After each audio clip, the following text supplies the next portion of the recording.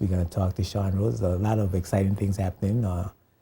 We had a press conference, I think it's still going on, from the former managing director of BVI Ports Authority, Mr. Claude Skelton Klein. He was explaining his side of the story, and Sean is here with an update on what took place this evening at the press conference. Sean. Thank you, Edgerenka. Greetings, viewers. An update, you say. It's going to be a very interesting analysis from here on. Sat in that press conference, yes, that started around 7 and took in some of what Mr. Skelton Klein had to say. In fact, he was, I would say, quite strategic in some instances at evading some of the pertinent issues of the day. But as he rightly suggested, he only had to share, or only could have shared, 9% of the story as it relates to his side of what took place at the Tortola Pier Park Development Project in his capacity as director of the BVI Ports Authority.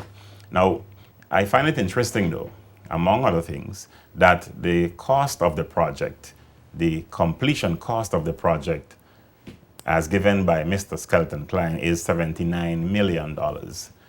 It was the first time that that figure was being made known, at least to me.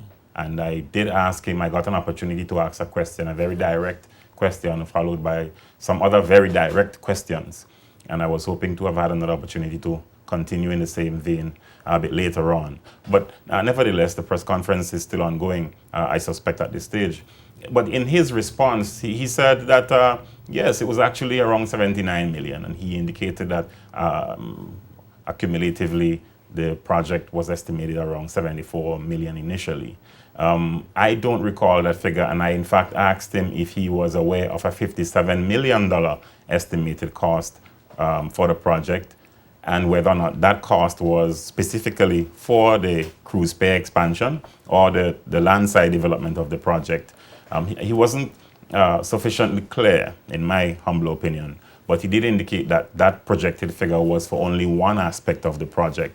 That really, I think, that particular answer begs review, and as he suggested in response to other questions on different matters from other journalists as well, the Minister of Communications and Works would be questioned, I'm sure, on the actual cost of this project leading up to the 82.9 million that many have become so familiar with.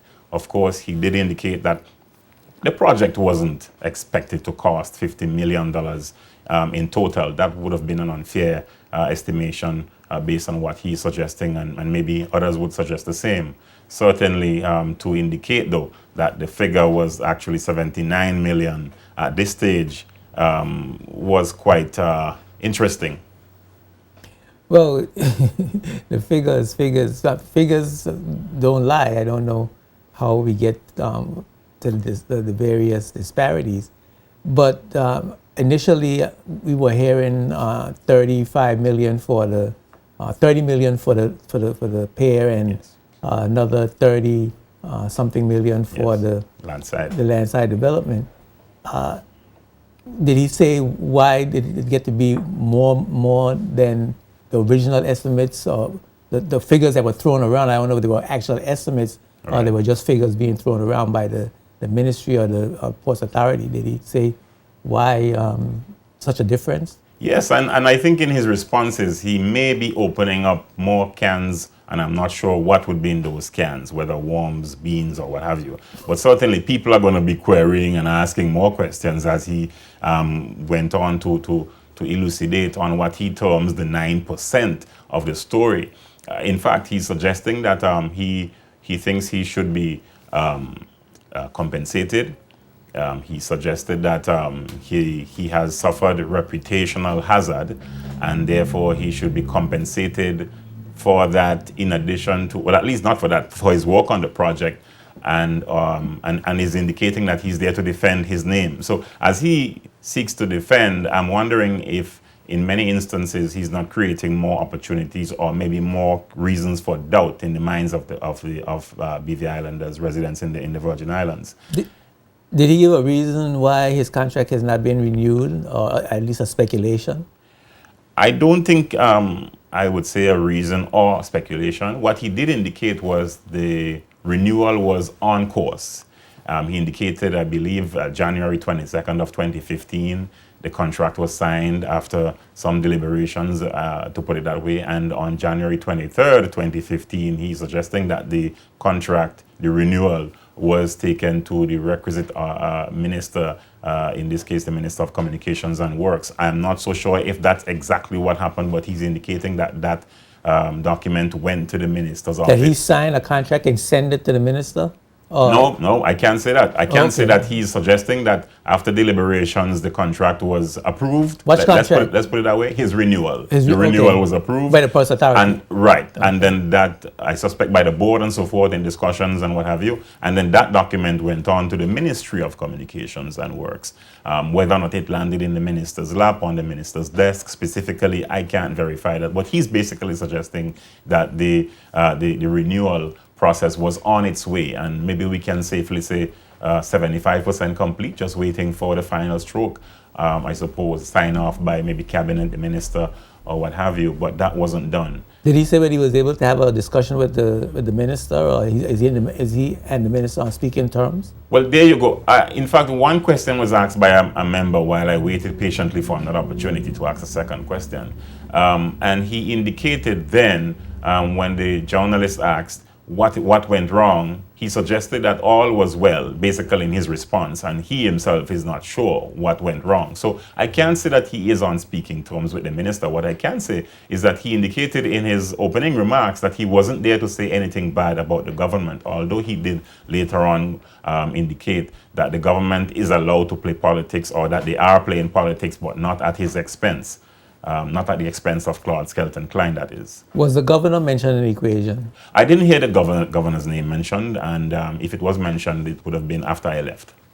Okay, well, it's quite interesting. As you know, there are rumors circulating that the governor is responsible for not having the contract renewed, that somehow the governor interfered in the process. And so I don't know if we were able to get any of Well, I don't know. Any light shed on that right. particular subject. And yes, speculations are rife, because some questions were posed based on speculations, and Mr. Skelton Klein deflected those questions, suggesting that those speculations should not be given any time of day. But as it relates to what exactly happened, there are more speculations which I won't go into at this point, but basically suggesting that there is more to come out of this. I can't verify that. Well, certainly tomorrow, Sean, we'll see how the media treats it and what all the stories come out of the press conference this evening. It certainly was interesting of him to do a press conference of this magnitude and to, I guess, quite try to clear his name. It was live on save his CBN. reputation. It was live on ZBVI radio, and practically it was a full house as it relates to the media, local media houses. The timing, you may say, is impeccable. Some may say way too late. What I find interesting is that I was armed, ready to talk about financial services earlier on in the day, and realized that we won't have an opportunity to go into that, to discuss some of the vagaries of the financial services sector and how the international community is treating this issue. Maybe that's a subject for another discussion.